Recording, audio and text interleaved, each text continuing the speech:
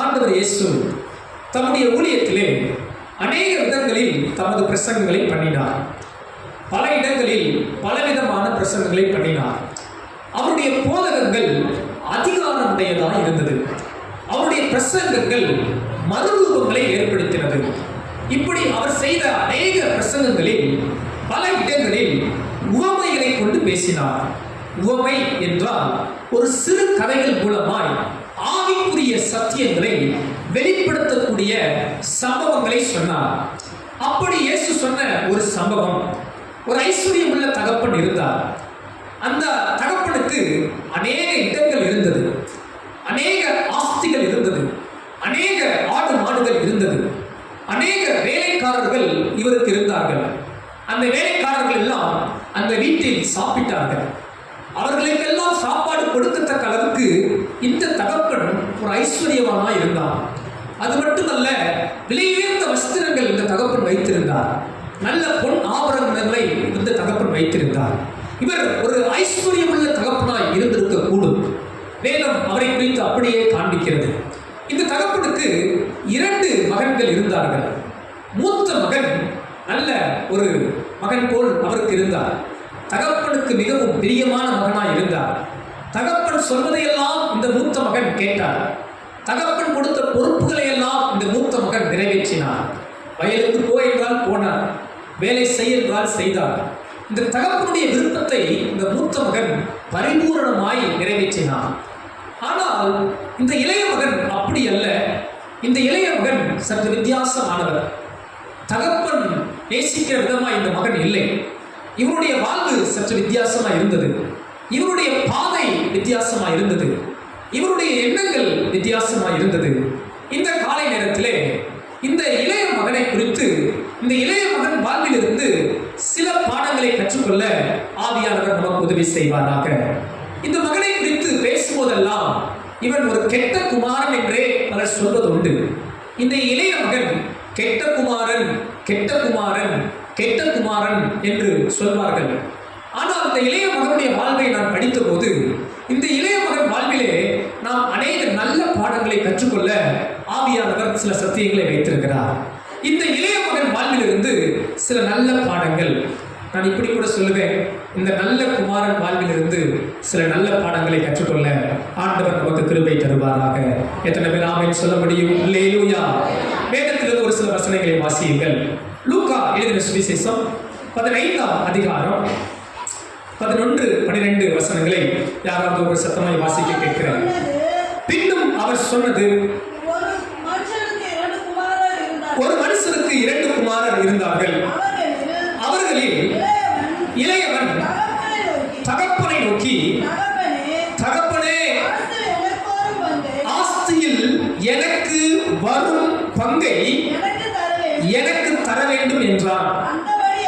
அந்தபடி அவன் அவர்களுக்கு தன் ஆஸ்தியை பங்கிட்டு கொடுத்தான். போதுமானது.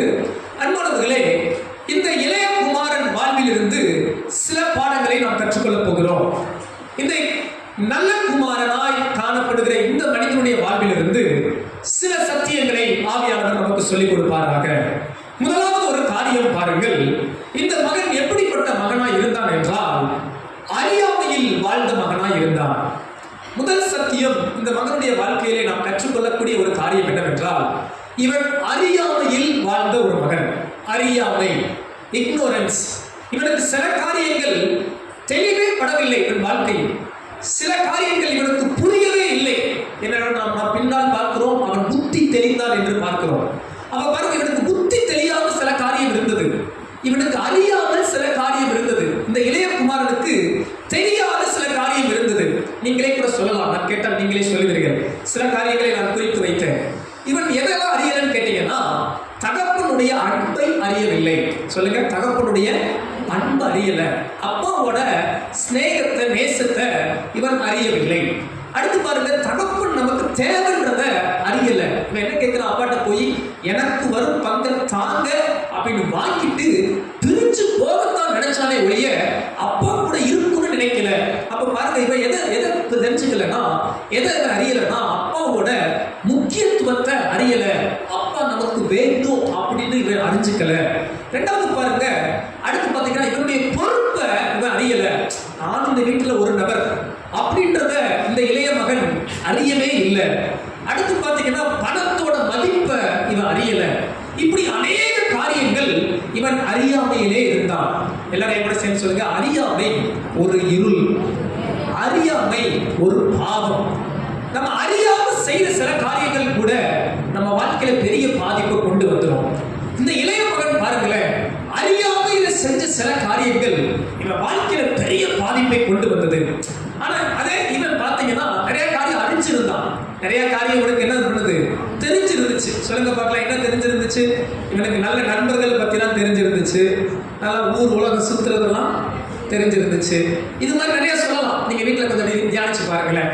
இவனுக்கு நிறைய அறிஞ்சிருந்தா, ஆனா அறியாம இருந்த காரியமும் இருந்துச்சு. அறியாமை ஒரு பெரிய பாவத்துக்கு ஒப்பிடப்படுகிறது. அறியாமை ஒரு இருளுக்கு சமானம். இந்த காலை நேரத்துல நமது வாழ்க்கையை கொஞ்சம் யோசித்து பாருங்களேன். நமக்கு நல்ல நிறைய தெரியும். கடமை ஏற்கிறாங்க சொல்லுங்க, நிறைய நமக்கு தெரியும். உதாரணமா ஒரு எலக்ட்ரிஷியனுக்கு எலக்ட்ரிக்கல் பத்தி முழுசாக பண்ணிருக்கணும், தெரிஞ்சிருக்கணும். எனக்கு இந்த வயர் எப்படி வைக்கிறதுனே தெரியலன்னு எலக்ட்ரிஷியன் சொன்னா என்ன ஆகுது? சோத்திரம். அவருக்கு ஒருவேளை பிளம்பிங் பத்தி தெரியலன்னா பரவாயில்ல, எலக்ட்ரிஷியன் தான் என்ன பண்ணிருக்கணும் சொல்லுங்க, எலக்ட்ரிஷியன் பத்தி தெரிஞ்சிருக்கணும். அது மாதிரி பிளம்பர்னா பிளம்பிங்கை பத்தி முழுசா தெரிஞ்சிருக்கணும். அது மாதிரி டாக்டருக்கு டாக்டர் பத்தி ஃபுல்லா தெரிஞ்சிருக்கணும். எனக்கே தெரியலங்க, இது எப்படி ஸ்டிச் பண்றது, எப்படி மருந்து மாத்திரை கொடுக்க தெரியலன்னா போச்சு. அவருக்கு இன்ஜினியரிங் பத்தி தெரியாம இருந்தா தப்பு இல்லை, ஒருவேளை கட்டடத்தை கட்டுறதை பத்தி தெரியலன்னா தப்பு இல்லை. ஆனா எதை பத்தி தெரிஞ்சிருக்கணும், டாக்டரை பத்தி தெரிஞ்சிருக்கணும். இது மாதிரி நமது வாழ்க்கையில தெரிந்து கொள்ளக்கூடிய சிலதற்கு தெரிந்து கொள்ளக்கூடாத, நமக்கு அப்போதைக்கு அது தேவைப்படாதது அநேக இருக்கலாம். ஆனா அன்பானவர்களே, நமது சபையில் இருக்கிற ஆண்டவரை ஏற்றுக்கொண்ட ரட்சிக்கப்பட்ட எல்லாருடைய வாழ்க்கையில சில காரியம் கண்டிப்பா அறிஞ்சிருக்கணும். சொல்லுங்க, சில காரியம் கண்டிப்பா அறிஞ்சிருக்கணும். ஒரு 3 காரியத்தை நான் சொல்றேன். இந்த 3 காரியத்தை நீங்க கண்டிப்பா அறிஞ்சிருக்கணும். அறியாமையில் இருந்த அந்த இளைய குமாரன் போல இதை நம்ம அறியாம மட்டும் இருந்துடக்கூடாது. இந்த 3 காரியம் நீங்களும் நானும் கண்டிப்பா அறிந்து கொள்ள ஆண்டவர் விரும்புகிறார். அதுல முதல் காரியம் பாருங்க, பிலிப்பியர் 3ஆம் அதிகாரம் 8ஆம் வசனம் வாசிங்க பார்க்கலாம். பிலிப்பியர் 3ஆம் அதிகாரம் 8ஆம் வசனம்.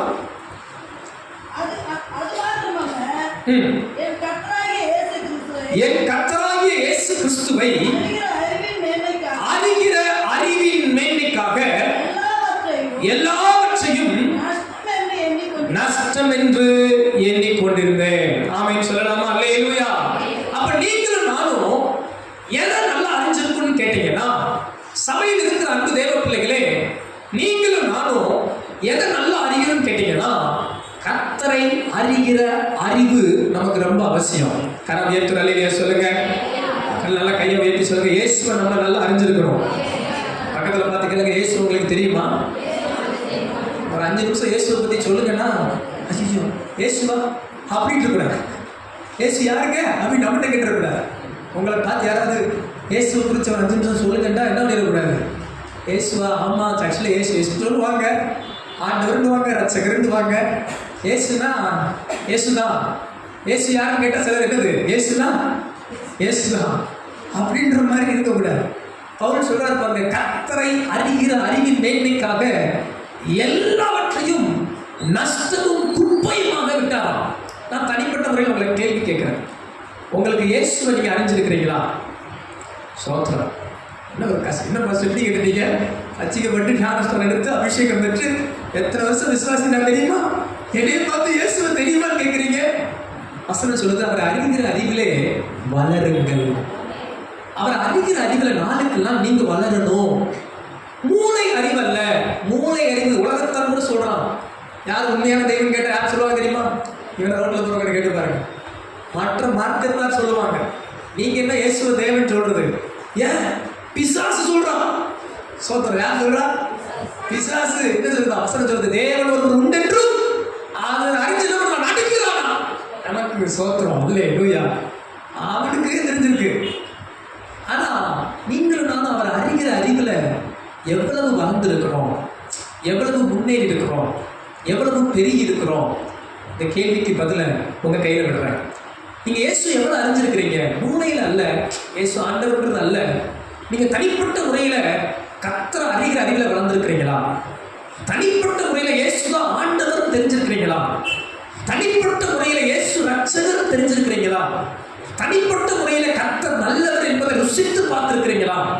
பாருங்க, ஆலயத்துல இருந்து ஏழை குமாரர்கள் தேவன் அறியல. அவங்களுக்கு வேலைலாம் செய்ய தெரிஞ்சிச்சு, ஆசாரிய வேலை, பணிவிட வேலைலாம் செய்ய தெரிஞ்சிருந்துச்சு. ஆனா கர்த்தரை அவங்க அறியல. சாமுவேல் பாருங்க, நல்லா பணிவிட செஞ்சிருந்தாலும் ஒரு குறிப்பிட்ட காலம் வரைக்கும் அவர் கர்த்தருடைய சத்தத்தை அறியல. நீங்க ஆலயத்துக்கு வந்திருக்கிறீங்க, ரொம்ப சந்தோஷம். ஆலயத்தில் இருக்கிறீங்க, ரொம்ப சந்தோஷம். ஆனா தனிப்பட்ட முறையில் நீங்க தேவனை அறியாம இருந்தீங்கன்னா அது இந்த இளையகுமாரன் போல அறியாமையின் அடையாளமா மாறிடும். ஆனா உங்க வாழ்விலும் என் வாழ்விலும் கர்த்தரை அறிகிற அறிவிலே வளர ஆண்டவர் நமக்கு கிருபை தருவாராக. கரமையற்ற சொல்லுங்க அல்லேலூயா. உங்க வாழ்க்கையில் நீங்க என்ன அறிஞ்சிருக்கிறீங்களோ அறியாம இருக்கிறீங்களோ எனக்கு தெரியாது, ஆனா இதை மட்டும் அறியாம விட்டுறாதீங்க. அது என்னன்னு கேட்டீங்கன்னா, கையை வைத்து சொல்லுங்க, இயேசுவை அறிகிற அறிவு. சத்தமா சொல்லுங்க, வாலிப பிள்ளைகளை கையை வைத்து சொல்லுங்க, இயேசுவை அறிகிற அறிவு. நல்லா உணர்த்த சத்தமா சொல்லுங்க, இயேசுவை அறிகிற அறிவு. அல்லேலூயா. இரண்டாவது காரியம் பாருங்க, நம்ம அறிய வேண்டிய சில காரியம் ஒன்று. 1 தீமோத்தேயு 2ஆம் அதிகாரம் 4ஆம் வசனம். சீக்கிரமா வாசிங்க. 1 தீமோத்தேயு 2ஆம் அதிகாரம் 4ஆம் வசனம். எல்லா மனுஷரும் ரட்சிக்கப்படவும் சத்தியத்தை அறிகிற அறிவை அடையவும் அவர் சித்தமுள்ளவராய் இருக்கிறார். அல்லேலூயா. இரண்டாவது என்ன அறியணும்? பக்கத்துல இருக்கவங்க சொல்லுங்க, சத்தியத்தை அறியணும். கொஞ்சம் சத்தமா சொல்லுவோமா? சத்தியத்தை அறிய வேண்டும். சத்தியம் என்றால் என்ன? ஸ்தோத்திரம். அல்லேலூயா. இயேசுவே சத்தியம், அவர் வார்த்தையே சத்தியம். ஆனா தெரியுதா? சத்தியம் தெரியுதா? இன்னைக்கு என்ன பிரச்சனை தெரியுமா? அநேக தேவ பிள்ளைகள் வாழ்க்கையில அவங்க சத்தியத்தை அறியாததுனால தான் ரொம்ப கஷ்டப்படுறாங்க. பாருங்க, ஆண்டவர் சொல்றார், சத்தியத்தை அறிவீர்கள், சத்தியம் உங்களை பக்கத்துல கை பிடிச்சு சொல்லுங்க, சத்தியத்தை அறிஞ்சா நீங்க நல்லா விடுதலையா இருப்பீங்க. கரமையை தெரியலையா சொல்லுங்க பார்க்கலாம். அது பாருங்க, வசனம் சொல்றது, எல்லா மனுஷனும் சத்தியத்தை அறிகிற அறிவை அடைய வேண்டும். அன்பானவர்களே, நான் தாழ்மையை சொல்றேன், நீங்க எதை அறிகிறீங்களோ அறியலையோ, எதை அறிஞ்சுக்கணும்? சத்தியத்தை அறியணும்.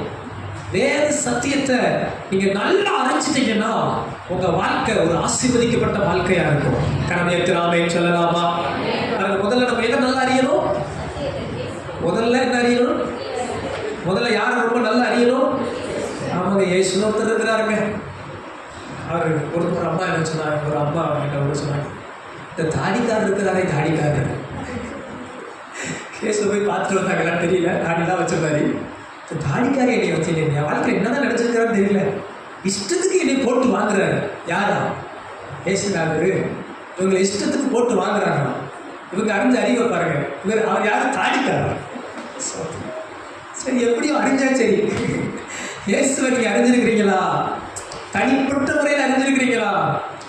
அவர் ஒரு ரட்சகர் அறிஞ்சிருக்கிறீங்களா? உங்க வாழ்க்கையில் அவர் துணையாளர், எஜமானர், அவர் தான் ஆண்டவர் என்கிற தெளிவு நிச்சயம் இருக்கா? அதுல நம்ம வளர கர்த்தர் கிருபை தருவாராக. இரண்டாவது வசனம் சொல்றது, சத்தியத்தை அறிகிற அறிவிலே நம்ம வளரணும்னு தேவன் விரும்புகிறார். சத்தியத்தை அறியணும். இன்னைக்கு அநேக பிரச்சனை என்னன்னா, அநேக தேவ பிள்ளைகள் தடம் மாறுகிற, வழி மாறுகிற இடம் எங்கன்னு கேட்டீங்கன்னா, உலகத்தை நல்லா அறிஞ்சிட்டாங்க, சத்தியத்தை அறிகிறதுல தவறிட்டாங்க. உலகத்தை அறிஞ்சனால உலகத்தின்படி நம்ம வாழ்ந்துட்டோம். உலகத்தின்படி நம்மளும் பல நேரம் நடந்துடுறோம். உலகத்தின்படி நம்மளும் வாழ்ந்துடுறோம். ஆனா சத்தியத்தின்படி வாழதான் சபை அழைக்கப்பட்டிருக்கிறது. வேதம் சபையை குறித்து சொல்லுகிறது, சத்தியத்துக்கு தூணும் ஆதாரமாய் இருக்கிற சபை. கடமையற்ற சொல்லுங்க பார்க்கலாம். பக்கத்துல பசங்க நல்ல சத்தியத்தை அறியணும். கொஞ்சம் சத்தமா சொன்னீங்கன்னா உள்ள போகும் வார்த்தை. சொல்லுங்க, சத்தமா சொல்லுங்க, சத்தியத்தை அறியணும். அல்லேலூயா. சரி, மூணாவது ஒரு காரியம் பாருங்க, கொலேசியர் 1:9. கொலேசியர் 1:9 சீக்கிரம் வாசிக்கலாமா? கொலேசியர் 1:9. இது நிமித்தம் உங்களுக்காக இடைவிடாமல் ஜெபம் பண்ணுகிறோம்.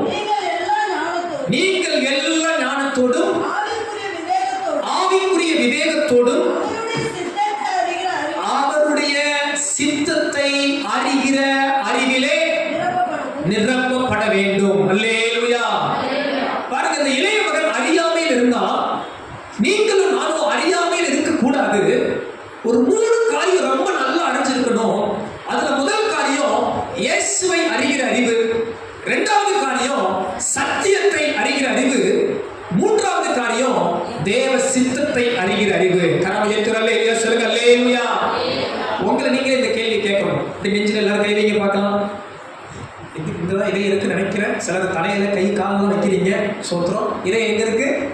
சரி, இதயம் இருக்கிற இடத்துல வச்சாச்சா? திரும்ப கொஞ்சம் வைங்கப்பா. சோதரம். உலகத்தானே என்னென்னமோ பண்றான், இயேசுக்காக கையாவது வைக்கக்கூடாதா? சொல்லுங்க, நெஞ்சில் வச்சுட்டு சொல்லுங்க. உங்க பேரை சொல்லலாமா? சரி, உன்னை குறித்து சொல்லுவோம், அது கொஞ்சம் ஈஸியா இருக்குல்ல. உன்னை குறித்து தேவ சித்தம் என்னவென்று உனக்கு தெரியுமா? ரொம்ப சுத்த தமிழா இருக்கும். நீங்க உங்களுக்கு புரியும்படி கேட்டுக்கங்க. உன்னை குறிச்சு தேவ சித்தம் என்னன்னு உனக்கு தெரியுமா? அன்பானவர்களே, இன்னைக்கு நிறைய பேருக்கு தெரியல. எதுக்கு இந்த பூமியில பிறந்தோம் தெரியல, எதுக்கு வாழ்றோம் தெரியல, எங்க போறோம் தெரியல, எங்க வர்றோம் தெரியல. ஆனா வசனம் சொல்லுது, உங்களை குறித்து தேவ சித்தத்தை அறிகிற அறிவினாலே நிரப்பப்பட வேண்டும். கரமையத்திர அல்லேலூயா சொல்லுங்க. அல்லேலூயா. இந்த 3 அறிவுல நீங்களும் நானும் சபையும் வளர்ந்துகிட்டே இருக்கும்.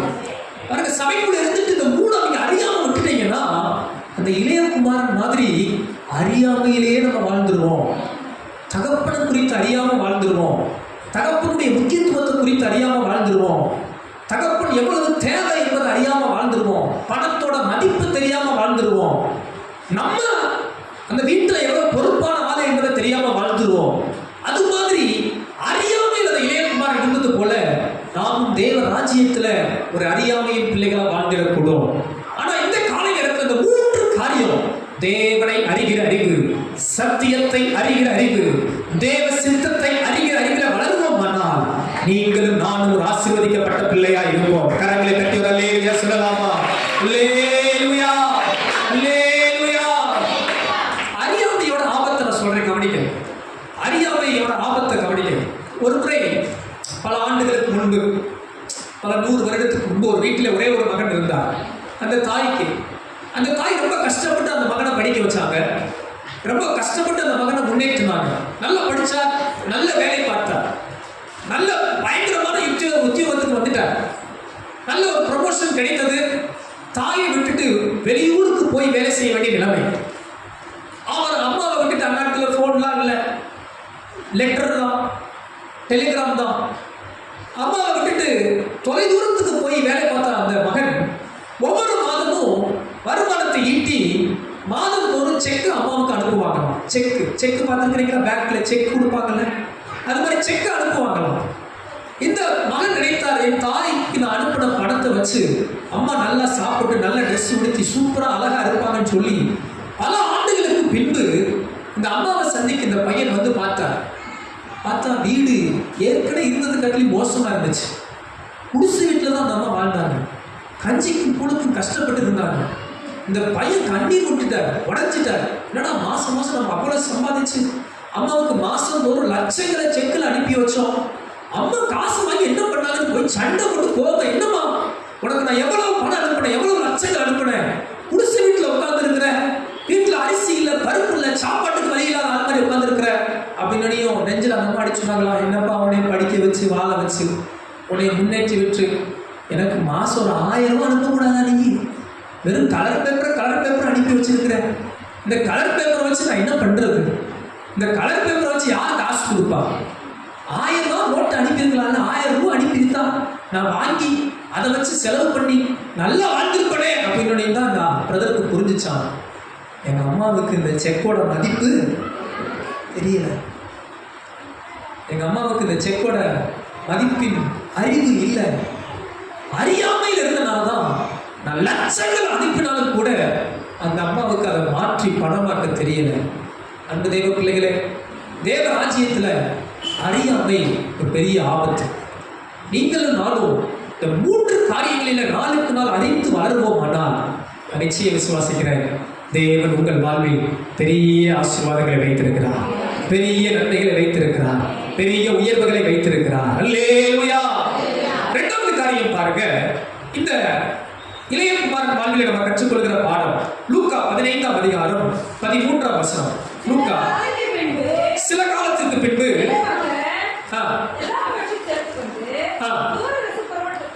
தூர தேசத்துக்கு அவன் புறப்பட்டு போகிறான். அங்கே துன்மார்க்கமாய் ஜீவனம் பண்ணி தன் ஆஸ்தியை அழித்து போட்டான். ஆமென் சொல்லுங்க. அல்லேலூயா. இந்த இளையகுமாரன் எப்படி இருந்தான்? முதல் காரியம் பார்த்தோம். அவன் எப்படிப்பட்ட மகனாய் இருந்தான்? சத்தமா சொல்லுங்க. நல்ல சத்தமா சொல்லுங்க. இதான் சத்தமா. பின்னாடி இருக்கிறவங்க சேர்ல உட்கார்ந்திருக்கவங்க மட்டும் சத்தமா சொல்லுங்க. பரவாயில்லையே, எவ்வளவு எனர்ஜி. கீழே உட்கார்ந்திருக்கவங்க மட்டும் சத்தமா சொல்லுங்க. பரவாயில்லையே, வலப்பக்கம் இருக்கவங்க சத்தமா சொல்லுங்க. தேராது. இடப்பக்கம் இப்ப பாருங்க, இடப்பக்கம் இருக்கவங்க நல்லா சொல்லுங்க. எல்லாரும் சேர்ந்து சத்தமா சொல்லுங்க. இனிமேல் பிரசங்க இப்படிதான் இருக்க போது நினைக்கிறேன். உள்ள வந்துடலான்னு பாக்குறேன். அது 6 மட்டும் உட்காந்துருக்கு, ஆவி இருக்கான்னு தெரியல. இப்படி இறங்கி வந்துடலாம் பாக்குறேன். இறங்கி வந்து பக்கத்துல தட்டி சொல்லுங்கன்னு சொல்ல போறேன். பார்த்துக்கிட்டே இருக்கேன். சரி, இளைய மகன் முதல் காரியம் பாருங்க, அறியாமையின் மகனா இருந்தான். 2வது காரியம் பாருங்களேன், அவன் அந்த பணத்தெல்லாம் சேர்த்துக்கிட்டு தூர தேசத்துக்கு போய் துன்மார்க்கமாய் ஜீவனம் பண்ணி எல்லாவற்றையும் அழித்து போட்டான். 2வது பாருங்க, இவன் அழித்து போடுகிற மகனா இருந்தான். இவன் எல்லாத்தையும் அழிச்சிட்டான். ஃபர்ஸ்ட் அறியாமையின் மகனா இருந்தான். 2வது இவன் பாருங்க அழித்து போடுகிற மகன். இவன் வேலையே என்னது? எல்லாத்தையும் காலி பண்ணிட்டான். நான் யோசித்து பார்த்தேன், தகப்பனுக்கு பரம்பரை சொத்து எவ்வளவு வந்திருக்கும். பூர்வீகமா தலைமுறையா சேர்த்து வைத்த சொத்தெல்லாம் வாங்கிட்டு போய் கொஞ்ச நாளே அழிச்சிட்டான். சில நாட்கள்லயே, கொஞ்ச காலத்திலேயே எல்லாத்தையும் அழிச்சிட்டான். எல்லாம் போச்சு, பரம்பரை சொத்தெல்லாம் போச்சு. நல்லா வாழ்ந்து கெட்டிருந்தாலும் பரவாயில்ல, துன்மார்க்கமா வாழ்ந்திருக்கான். எல்லாத்தையும் அழிச்சிட்டான். அழிச்சது மட்டுமல்ல, ஒரு நேரம் சாப்பாட்டுக்கே வழி இல்லை இந்த இளைய மகனுக்கு. அந்த அளவுக்கு எல்லாத்தையும் அழிச்சிட்டான். பாத்தீங்கன்னா பண்ணி சாப்பிடுறத சாப்பிடணும்னு ட்ரை பண்ணி கூட கிடைக்கல. அந்த அளவுக்கு இந்த இளைய குமாரன் எல்லாத்தையும் அழிச்சிட்டான். கடமையத்தில் அல்லேலூயா சொல்லுங்க. அல்லேலூயா. நம்ம நல்லா நிறைய சேர்க்கிறோம். நீங்களும் நானும் நிறைய சேர்க்கிறோம். ஆமாவா இல்லையா? நம்ம மாதிரி பார்க்குறீங்க. பாஸ்டர் நான் நல்லா சேர்க்கிறேன் அப்படின்ற ஒரு அல்லேலூயா சொல்லுங்க. இது ஒழுங்கு சேர்க்கலையா நீங்க? சோத்திரம். நம்ம நல்ல அறிவை சேர்க்கிறோம். ஆமாவா இல்லையா? ஸ்கூலுக்கு போய் நல்லா படிச்சு நல்ல அறிவை சேர்க்கிறோம். நல்ல அறிவு சேர்க்கிற பிள்ளைகள் ஒரு அல்லேலூயா சொல்லுங்க. சோத்திரம். கொஞ்சம் அழகா சேர்க்கிறோம். கொஞ்சம் நல்லா ஃபிட்டா இருக்கணும், நல்லா இருக்கணும், நல்லா ட்ரெஸ் பண்ணி நல்லா சூப்பராக இருக்கும்னு நினைக்கிறோம். அப்படி நினைக்கிறவங்களா ஒரு அல்லேலூயா சொல்லுங்க. சொல்லவா வேண்டாமா? சரி, கொஞ்சம் ஆஸ்தியை சேர்க்கிறோம். நல்லா சம்பாதிச்சு கொஞ்சம் மிச்சம் மீதி வச்சு பிள்ளைகள் நல்லா இருக்கும்னு நினைக்கிறோம். அப்படி நினைக்கிறவங்க தான் ஒரு அல்லேலூயா சொல்லுங்க. இதுக்காவது சொல்லுங்கப்பா. சரி, நம்ம தான் சேர்க்கிற ஆளு. ஆனா பாருங்க, இந்த ஆள் எப்படிப்பட்ட ஆளா இருந்தான்? அழிக்கிற ஆள். அழிக்கிற ஆளா இருந்தான். நம்ம தான் கொஞ்சம் நல்லா சேர்க்கிறோம். சேர்க்கிறவங்க எல்லாம் ஆமைன்னு சொல்லுங்க. இப்ப யாவது ஒரு அல்லேலூயா சொல்லுங்க. ஆனா நீங்களும் நானும் அழிக்க கூடாத சில காரியம் இருக்கு. நீங்களும் நானும் அதை இன்னைக்கு நம்ம கொஞ்சம் பார்க்க போறோம். இந்த மனுஷன் ஆஸ்தியெல்லாம் அழிச்சுட்டான், துன்மார்க்கமா அழிச்சுட்டான். நீங்களும் நானும் அழிக்க கூடாத சில காரியம் என்னன்னா, மத்தேயு 16 அதிகாரம் 26 வசனம் வாசிங்க. மத்தேயு 16 அதிகாரம் 26 வசனம். அதுவும் அல்லாமல் மத்தேயு 16 26 ஒரு மனுஷன் தன் நல்லா வாசிங்க. மனுஷன் உலகம் முழுவதையும் ஆதாயப்படுத்திக் கொண்டாலும் தன் ஜீவனை நஷ்டப்படுத்தினால் அவனுக்கு லாபம் என்ன? அல்லேலூயா. எல்லாரும் என்னை பார்த்து சொல்லுங்க, கையை உயர்த்தி சொல்லுங்க. இந்த உலகம் முழுவதையும் நான் சொல்ற பின்னாடி சொல்லணும். இப்படி கையை உயர்த்திட்டீங்களா? எல்லாரும் கையை உயர்த்திருங்க. என்ன பாக்கியம். கண்ணா எவ்வளவு உங்க கரங்கள்லாம் அழகான கரங்களா இருக்குது. அல்லேலூயா. அவனுக்கு சுற்றி சொல்லுங்க, உலகம் முழுவதையும் ஆதாயம் பண்ணினாலும் இந்த ஆத்மாவை அழிச்சிட்டா லாபம் இல்லை. ஸ்தோத்திரம். அறிவை சம்பாதிச்சோம், நல்லது.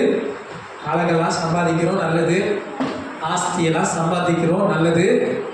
ஆனா இந்த ஆத்மாவை, இந்த ஜீவனை என்ன பண்ணிடக்கூடாது? அழிச்சிடக்கூடாது. இந்த இளைய குமாரன் எல்லாத்தையும் அழிச்சு போட்டான். இதெல்லாம் சேர்க்க எவ்வளவு காலம் ஆயிருக்கும்? ஐயோ, எவ்வளவு காலம் ஆகும் தெரியல. ஆனா நீங்களும் நான் இந்த ஆத்மாவை அழிச்சிட்டோம்னா நித்திய அந்த ஆத்மா கெட்டு போயிடும். பாவத்துல, சாபத்துல, இருளில, நரகத்துல இந்த ஆத்மா நித்தியமா ஆத்மிக்கு போயிடும். அதனால நீங்களும் நானும் அழிக்க கூடாத ஒண்ணு என்னது சொல்லுங்க? ஆத்மா. உங்களுக்குள்ளே சொல்லுங்க, என் ஆத்மாவை மட்டும், என் ஜீவனை மட்டும் நம்பிட கூடாது. எத்தனை பேருக்கு புரிஞ்சவங்களோ அல்லேலூயா சொல்லுங்க. இந்த பிரசங்கத்தை வாழ்நாள்ல மறந்துடாதீங்க. ஸ்தோத்திரம். அல்லேலூயா. நான் பேசுறது என்னென்னமோ உங்களுக்கு மறந்தாலும் இந்த ஒரு வார்த்தையாவது பிடிச்சுக்கோங்க. உங்களை நான் நிச்சயம் பரலோகத்துல பார்த்துருவேன். அல்லேலூயா. எத்தனை பேர் விசுவாசிக்கிறீங்க? ஆத்மா மட்டும் அழிச்சிடாதீங்க.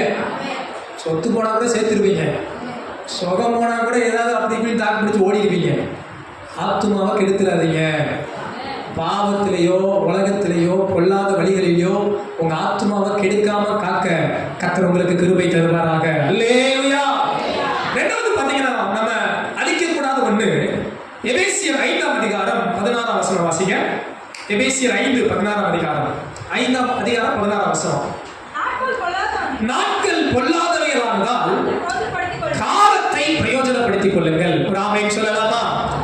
ரெண்டாவது எதை நம்ம அழிச்சிடக்கூடாதுன்னா, காலத்தை அழிச்சிடக்கூடாது, நாட்களை வீணடிக்க கூடாது. பக்கத்துல இருக்கவங்க பார்த்து நாட்களை வீணடிக்காதீங்க, நேரத்தை வீணடிக்காதீங்க. அந்த இந்த பூமியில ஆண்டு உங்களுக்கு எனக்கு கொஞ்ச காலம் தான் கொடுத்துருக்கிறார். ஒரு குறிப்பிட்ட ஆண்டு காலம் தான் நம்ம வாழ போறோம். அந்த ஆண்டு டைமிங்குள்ள இருக்கு. சொல்லுங்க, அதுல எதுக்குள்ள இருக்கு? டைமிங்குள்ள. அந்த கிளாக் ஓடும் போதெல்லாம் நினைச்சுக்கங்க உங்க வாழ்க்கை என்ன ஆகுது? ஓடுது. டைமுக்கு ஒவ்வொரு அர்த்தங்களை சொல்லுவாங்க. சிலர் சொல்றாங்க time is equal to life. உங்க நேரம் உங்கள் ஜீவனுக்கு ஒப்பானது. நேரம் பொன்னானதுன்னு சொல்லுவோம், பொண்ணு கூட கொஞ்சம் தாமதமா சேர்த்துடலாம். உங்க டைம் எதுக்கு ஒப்பானது? சத்தமா சொல்லுங்களேன். ஜீவனுக்கு ஒப்பானது.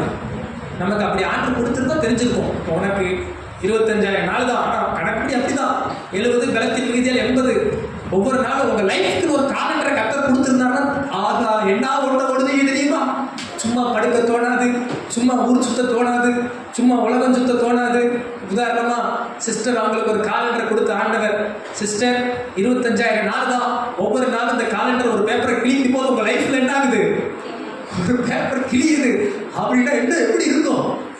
சோத்திரம். கிழிக்கும் போதெல்லாம் உள்ள ஐயோ ஒச்சேன்னு தோணும், ஒரு நாள் ஒச்சேன்னு தோணும். ஆனா அன்னைக்கு அநேகர் அதை உணர்றது இல்லை. நேரத்தை வீணடிக்கிற கூட்டம் அநேகர் இருப்பாங்க. ஆனா அன்பு தேவ பிள்ளைகளை நான் தாழ்மையா சொல்றேன், உங்க நேரத்தை என்ன பண்ணிடாதீங்க, வீணடிக்காதீங்க, அழிச்சிடாதீங்க, நேரத்தை அழிச்சிடாதீங்க. பிரயோஜனமா செலவு பண்ணுங்க. உங்க நேரங்களை பிரயோஜனப்படுத்துங்க.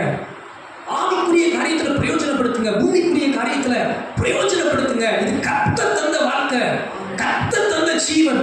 இந்த ஜீவனை ஏன் நம்ம வீணடிக்கணும்? இல்ல பிள்ளைகளே, உங்க வாழ்க்கையை பிரயோஜனப்படுத்தணும்னா ஒரு ஆலோசனை சொல்றேன். இப்படி சொன்னாங்க, ஒரு ஆங்கிலத்தில் ஒரு ப்ராவர்ப்ஸ் வந்து, வாலிப பிள்ளைகள் தங்கள் வாழ்க்கையை எப்படி வாழணும்னா, போய் வயதானவங்கிட்ட போய் கேட்கணுமா. 70 வயசு 80 வயசு வாழ்ந்துருப்பாங்கல்ல, அவங்ககிட்ட போய் ஒரு 10 நிமிஷம் பேசுங்க. வாலிப பிள்ளைகள், எது முக்கியம் வாழ்க்கையில், என்ன செய்யணும் என்ன செய்யக்கூடாதுன்னு அவங்ககிட்ட போய் பேசினாதான் அவங்க சொல்லுவாங்க, சார் நான் இந்தந்த தப்பெல்லாம் பண்ணிட்டேன் என் லைஃப்பில், இந்தந்த குறை இதெல்லாம் செய்யாமல் விட்டுருந்தா என் லைஃப் இன்னும் பெட்டராக இருந்திருக்கும், இன்னும் மாற்றி செஞ்சுருக்கலாம் அப்படின்னு சொல்லுவாங்க. எல்லாருக்கும் சொல்கிறேன், மற்றவங்க பெரியவங்க சொல்கிறேன், இளம் பிள்ளைகளுக்கு மட்டும் இல்லை, நமக்கு கொஞ்சம் காலம் தான். நேரத்தை வீணடிச்சிடாதீங்க. நாட்கள் பொல்லாதவான ஆனதைகளால் காலத்தை பிரயோஜனப்படுத்துங்கள். கரவியத்துறையிலே சொல்லுங்க அல்லேலூயா. என் நாட்கள் அழிக்க கூடாது. சொல்லுங்க, எத்தனை பேர் ஆமென் சொல்றீங்க? சும்மா நிறைய இருக்கு. எப்படிலாம் நேரத்தை வீணடிப்போம் நீங்களே சொல்லுங்க. 5 மட்டும் சொல்லுங்க, நீங்களே சொல்லுங்க. எப்படிலாம் நம்ம நேரத்தை வீணடிக்கிறோம்? பாஸ்ட் நான் சொல்லிட்டா சொல்லுங்க சிஸ்டர். தெரியலையா? டயத்தை நல்லா யூஸ் பண்ணுவாங்க போல சிஸ்டர். செல்போன்ல வீணடிக்கிறோம். வேற 5 மட்டும் டக்குன்னு சொல்லுங்க பார்க்கலாம். ஊர் சுத்தத்துல வீணடிக்கிறோம். பாருங்க, ஊரை சுத்தி வீணடிக்கிறோம். அடுத்து வேற சொன்னதை சொல்லாதீங்க. 2 சொல்லியாச்சு, இன்னும் 3. ஒருத்தான் சொல்லியாச்சு, விட்டுருங்க. இன்னொருத்தவங்க வாய் மற்றவங்களுக்கு கொடுப்போம். ஒரு 5 மட்டும். என்ன டிவி பார்க்கறது, டிவி பார்த்து நேரத்தை வீணடிக்கிறோம். சூப்பர். அடுத்து சீக்கிரம் தம்பி தரணும் சொல்லுங்கப்பா. பேசிய நேரத்தை வீணடிச்சிடறோம்ப்பா. நான் சொல்லுங்க, தேவையில்லாத நாங்கள் தேவையில்லாத பொருளை வாங்கி கடைக்கு ஷாப்பிங் போய் என்ன பண்ணிடுறோம். இன்னைக்கு நிறைய இந்த கலாச்சாரம் பெருகிடுச்சு. சாட்டர்டே சண்டே எங்கே போகணும்? ஷாப்பிங் போகணும். பாருங்க, அதில் நிறைய டேஞ்சர் இருக்கு. உங்க பஸ்ஸும் காலி, டைமும் காலி. காத்துக்கங்க, சர்ச்சுக்கு வந்துருங்க. சாயந்தரம் ஈவினிங் சர்வீஸுக்கு வந்துருங்க. ஷாப்பிங் போகாதீங்க. சாயந்தரம் கை ஒரு வேலையை சொல்லுங்க. வந்துருங்க மாஸ்டர் சொல்றீங்களா? கொஞ்சம் சவுண்டு குறையுது. சரி, நேரத்தை வீணடிக்காதீங்க. இன்னொன்று, மத்தேயு 25 அதிகாரம் 24, 25 வசனம். சீக்கிரம் வாசிங்க. 24 வசனம் 25. சீக்கிரம் வாசிங்க. மத்தேயு 25 ஒரு தாலந்து வாங்கினவன் விதைக்காத இடத்தில் அறுக்கிறவரும் தெளிக்காத இடத்தில் சேர்க்கிறவருமான ஆகையால் நான் பயந்து போய் ஒரு தாளந்தை உமது தாளந்தை நிலத்தில் புதைத்து வைத்தேன். ஒரு அல்லேலூயா சொல்லுங்க. ஆண்டவர் ஒருத்தனுக்கு 5 தாளந்து கொடுத்தார், ஒருத்தனுக்கு 2 தாளந்து கொடுத்தார், ஒருத்தனுக்கு 1 தாளந்து கொடுத்தார். 1 தாளந்து 5 தாளந்து வாங்கினவன் என்ன பண்ணான்? 5 சத்தமா சொல்லுங்க 10 ஆக்கிட்டான். 2 வாங்கினவன் 2 4 ஆக்கிட்டான். 1 தாளந்து வாங்கினவன் என்ன பண்ணான்? பெரிய புத்திசாலி, பெரிய அடிவாளி, பெரிய ஞானி. என்ன பண்ணிட்டான்? குழியை தோண்டி, ஏன்னா அவனுக்கு தெரிஞ்சிருந்துச்சு திரும்ப எஜமான் வந்து என்ன பண்ணுவார் கேட்பான்னு சொல்லி குழியை தோண்டி புதைச்சு வச்சுட்டான். அல்லேலூயா. நீங்கள் நான் எதை அழிக்கக்கூடாது? ஆத்மாவை அழிக்கக்கூடாது, நேரத்தை அழிக்கக்கூடாது. 3வது ரொம்ப முக்கியம், தேவன் உங்களுக்கு கொடுத்த எதையுமே நீங்க என்ன பண்ணக்கூடாது. பாருங்க, தேவன் எல்லாருக்கும் ஏதோ கொடுத்துருக்கிறார். பக்கத்துல சொல்லுங்க, ஆண்டவர்களுக்கு ஏதோ கொடுத்துருக்கிறார். சொல்லுங்கப்பா, இல்லையா சிஸ்டர், உங்களுக்கு ஆண்டவர் ஏதோ கொடுத்துருக்கிறார். அல்லேலூயா. எத்தனை பேர் விசுவாசிக்கிறீங்க? சிலர் பாருங்க, இல்லாத நினைச்சுதான் அழுகிறது, இருக்கிறத நினைச்சு நன்றி சொல்றதே கிடையாது. அது இல்லை, இது இல்லை, அது இல்லைன்னு சொல்லிக்கிட்டே இருக்கிறது. தாழ்மையா சொல்றேன், ஆண்டவர் சொல்ற உங்களுக்கு ஏதோ ஆண்டவர் கொடுத்துருக்கிறார். கொடுக்காமலாம் இல்லை, அளவு வித்தியாசமா இருக்கலாம். 5 இல்லாம இருக்கலாம், 2 இல்லாம இருக்கலாம், 1வது இருக்கு. அதுக்காக ஒரு அல்லேலூயா சொல்லுங்க. ஆனா அதை வச்சு என்ன பண்றோம்? அதை புதைக்கிறோமா, அழிக்கிறோமா, கெடுக்கிறோமா? சிலர் பாருங்க, தங்க வாழ்க்கையவே கெடுப்பாங்க, தற்கொலை பண்ணிக்குவாங்க. எதுக்கு வாழணும்? அந்த தற்கொலை பண்ணுவாங்க. இந்த வாழ்க்கை உங்களுக்கானது அல்ல. இளம் பிள்ளைகளை நல்லா கவனிங்க, பெரியவர்களே. ஆகுனா சாகுனான்னு ஒரு முடிவு எடுக்காது. நினைச்ச உடனே ஈஸியா மாத்திரை கிடைக்குது. எவ்வளவு மாத்திரம் தெரியல, தூக்க மாத்திரை எவ்வளவு? 5 ரூபாய்க்கு மாத்திரை கிடைக்குது. 50 ரூபாய்க்கு ஒரு 10 மாத்திரை வாங்கி போட்டுடலாம், போய் சேர்ந்துடலாம். வாழ்க்கை தேவன் தந்தது. அதை அழிக்கணும்னு நினைக்கிற எண்ணம் சாத்தானுடைய எண்ணம். உங்களை நிச்சயம் கெடுக்கணும்னு நினைக்கிற சாத்தான் எண்ணம். தேவன் தந்ததை நீங்க பயன்படுத்தினா அது பெருகும், ஆசீர்வதிக்கப்படும். 5 10 ஆகும், 2 4 ஆகும். தேவன் உங்களை இப்போது இருக்கிறத பார்க்கலும் 1000 மடங்கு ஆசீர்வதிப்பார். இல்லாதது நினைக்காதீங்க, இருக்கிறத பயன்படுத்துங்க, இருக்கிறத உபயோகப்படுத்துங்க. கர்த்தர் உங்க வாழ்க்கையில பெருக பண்ணுவார். எத்தனை பேர் விசுவாசிக்கிறீங்க? தேவன் உங்களுக்கு கொஞ்சம் இடம் கொடுத்தா சந்தோஷப்படுங்க, கொஞ்சம் திறமையா அது பயன்படுத்துங்க, கொஞ்சம் தாளம் தான் பயன்படுத்துங்க, கொஞ்சம் கிருபையா பயன்படுத்துங்க. அல்லேலூயா.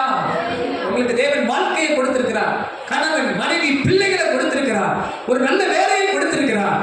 இதை ஒன்றையும் அழிச்சிடாதீங்க, அதை உருவாக்க கர்த்தர் உங்களுக்கு பலன் தருவாராக. எத்தனை பேர் ஆமென் சொல்றீங்க? அல்லேலூயா. ஆண்டவர் எனக்கு தந்த ஒன்றையும் நான் என்ன பண்ண மாட்டேன். இயேசுவா சொல்றாரு பாத்தீங்களா, அவர் எனக்கு தந்த ஒன்றையும் நான் இழந்து போக மாட்டேன். எத்தனை பேர் விசுவாசிக்கிறீங்க? கையை வந்து சொல்லுங்க, இயேசுவா எனக்கு தந்த எதையுமே நான் என்ன விட மாட்டேன். அது பெருகிதான் இருக்கணும். எத்தனை பேர் விசுவாசிக்கிறீங்க? உங்களுக்கு சிலர் பாருங்க, சில அப்பா அம்மா நல்ல சொத்து சேர்த்து பிள்ளைகிட்ட கொடுப்பாங்க. ஆனா இவர் என்ன பண்ணிடுவாரு? சோத்திரம் இளையகுமார மாதிரி மாறிடுவார். ஆனா நீங்க எப்படி இருக்கணும்? 5 வாங்கினா என்ன மாத்தணும்? 2 வாங்கினா எத்தனை பேர் நீங்க பெருகிக்கிட்டு இருக்கிறீங்க? 5 வருஷத்துக்கு முன்னாடி இந்த மாதிரி தான் இப்படி இருக்கிறீங்கன்னா நீங்க இந்த ஒரு தாளந்து வாங்கின ஆள் தான். 5 வருஷம் முன்னாடி வாங்கின சம்பளம் தான் இப்பயும் வாங்குறீங்கன்னா சோத்திரம், கொஞ்சம் முன்னேறணும். எத்தனை பேருக்கு புரியுது? படிப்புலையும் போன வருஷம் வாங்கின அதே ரேங்க் தான் இப்பயும் ஓடுதுன்னா கொஞ்சம் இன்னும் கொஞ்சம் நம்ம என்ன பண்ணணும்? முன்னேறணும். சொல்லுங்க, கொஞ்சம் முன்னேறணும். தேவன் தந்ததை எல்லாம் பெருக்கணும். சொல்லலாம் நினைக்காதீங்க, உங்களுக்கு அறிவு இல்லை நினைக்காதீங்க, திறமை இல்லை நினைக்காதீங்க. கர்த்தர் தந்திருக்கிறார். கரவேற்கிறே சொல்லுமா? அல்லேலூயா. தேவன் தந்த ஒன்றையும் அழித்து போடக்கூடாது. எத்தனை பேர் ஆமென் சொல்றீங்க? இளையகுமாரன் அழித்து போட்டான், நீங்களும் நானும் அழித்து போடல, உருவாக்க தேவன் நம்மை வைத்திருக்கிறார். கரவேற்கிறே சொல்லலாமா? நல்ல ஒரு சாட்சியை நான் கேட்க நேரிட்டது. சாம்சுந்தரம் என்கிற ஒரு நல்ல தெய்வ மனிதர். அவர் இள வயதிலே, அவங்க குடும்பம் ஒரு எனக்கு முழுமையா தெரியல, அந்த கருத்தை மாத்திரம் சொல்லுகிறேன், கர்த்தர் உங்களை ஆசீர்வதிப்பாராக. அவங்க ஒரு பாரம்பரிய குடும்பத்தில் பிறந்தவங்க நினைக்கிறேன். மேபி ஆசியா வெஸ்ட் ஏசியா எனக்கு தெரியல, ஏதோ ஒரு பாரம்பரிய குடும்ப பின்னணியத்தில் அவங்க இருந்தவங்க.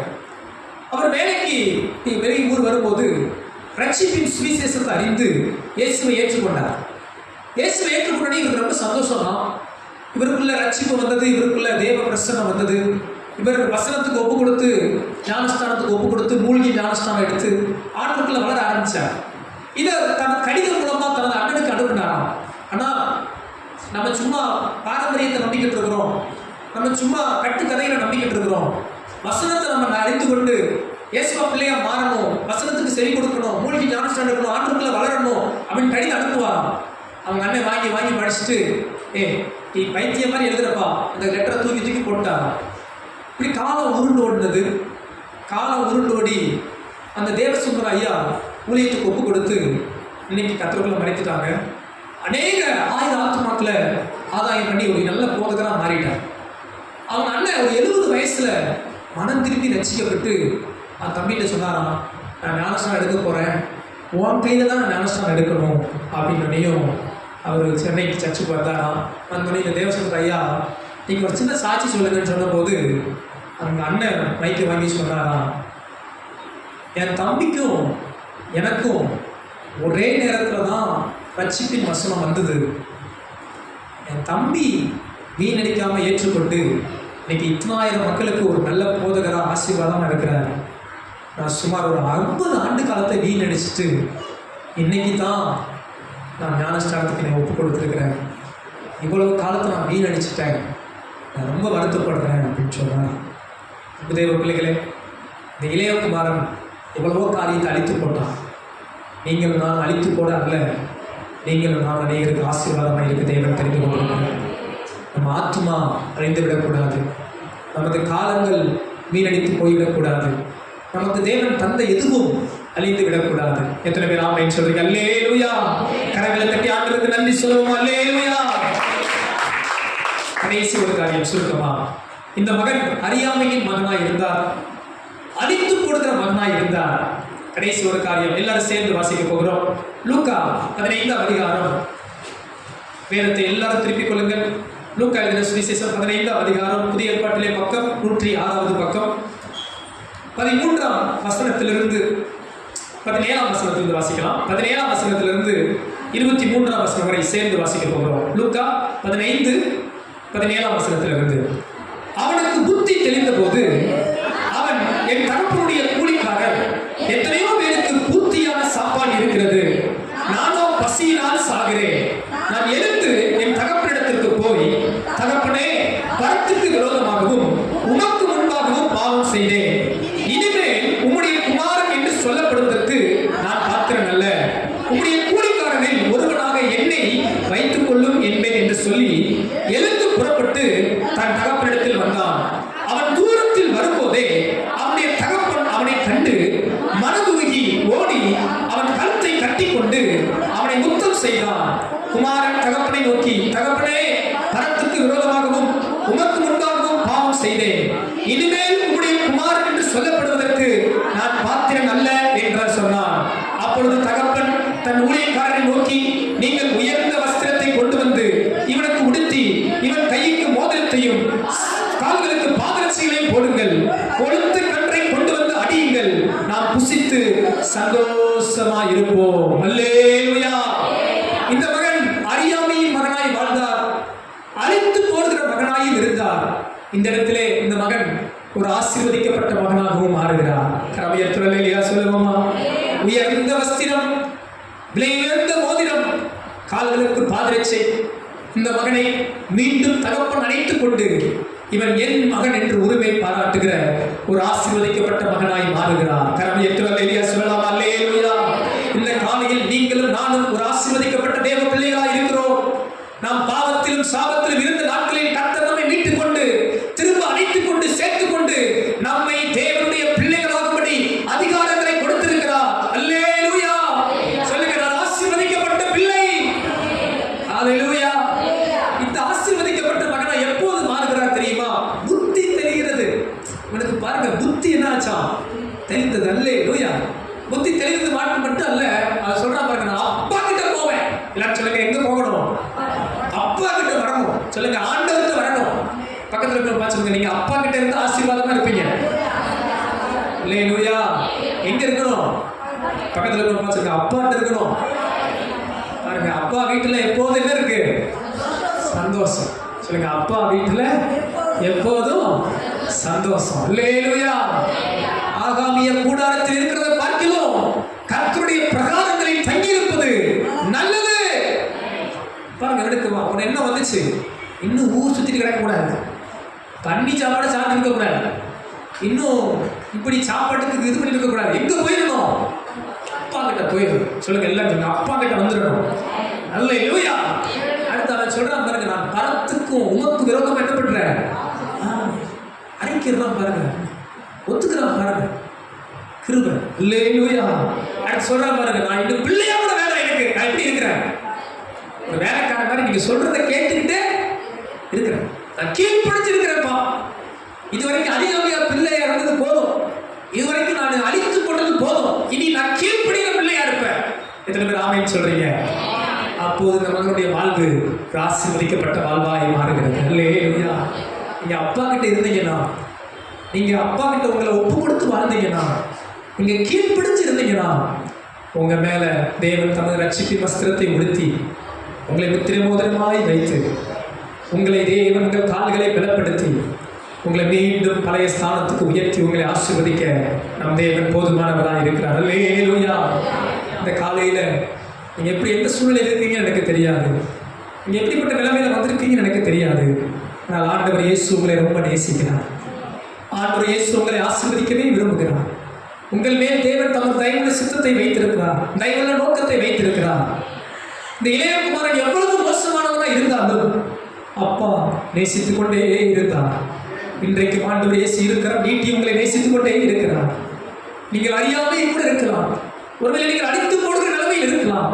ஆனால் உங்களை நம் தேவன் ஆசீர்வாதத்தின் பிள்ளையாய் மாற்ற விரும்புகிறார், ஆசீர்வாதத்தின் மகனாய் நிறுத்த விரும்புகிறார். நீங்களும் நானும் அவரை அறிகிற அறிவிலே வளருவோம், சத்தியத்தை அறிகிற அறிவிலே வளருவோம், தேவ சித்தத்தை அறிகிற அறிவிலே வளருவோம்.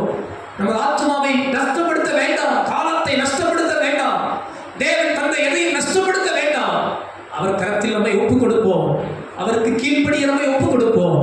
உங்களையும் என்னையும் ஆண்டவர் ரட்சிப்பின் பிள்ளையாய் மாற்றுவார். அல்லேலூயா. எல்லாரும் கண்களை மூடி ஜெபம் பண்ணுவோமா? எல்லாரும் கண்களை மூடி எல்லாரும் ஆண்டவரை நோக்கி பார்க்கலாம். எல்லாரும் கண்களை மூடி எத்தனை பேர் ஒப்புக் கொடுக்கிறீங்க? நான் ஒரு ஆசீர்வதிக்கப்பட்ட மகனாய் வாழ என்னை ஒப்புக் கொடுக்கிறேன் சொல்றவங்க நல்ல கையை உயர்த்தி சத்தமா ஆண்டவரை துதிக்க பார்க்கலாம். இதுவரை உங்கள் வாழ்வில் இருந்த எல்லா அறியாமையின் சாபங்கள் மாறும், எல்லா அழிந்து போகிற சூழ்நிலைகள் மாறும். ஆண்டவர் இன்றைக்கு உங்களை ஆசீர்வாதத்தின் பிள்ளைகளாகவே வைக்கப் போகிறார். சத்தத்தை உயர்த்தி சொல்லுங்க, இயேசுவே சொல்லுங்க. 2 முறை நல்ல